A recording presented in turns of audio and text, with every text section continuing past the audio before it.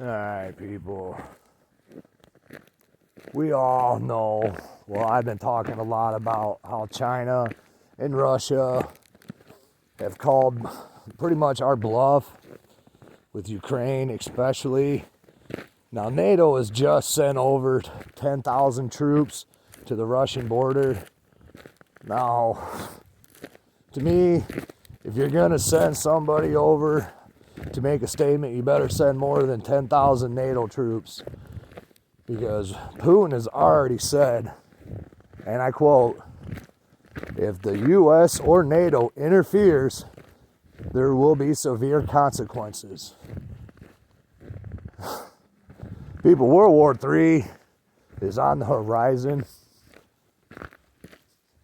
And China wants to absorb Taiwan back, possibly even Japan.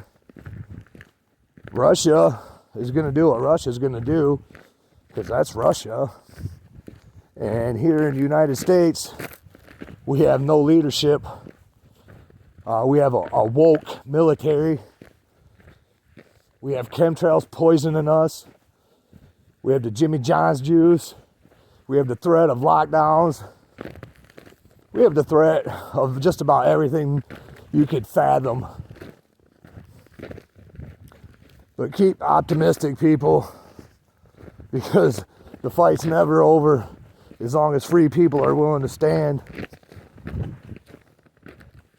See, that's the problem. Not enough free people want to be free, know what it takes to be free, to understand what it means to be free.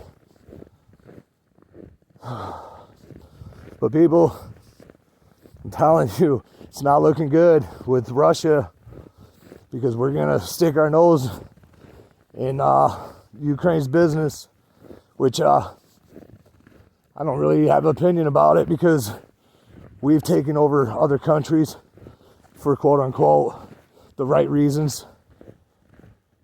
I just hope all of you are prepared, because you never know.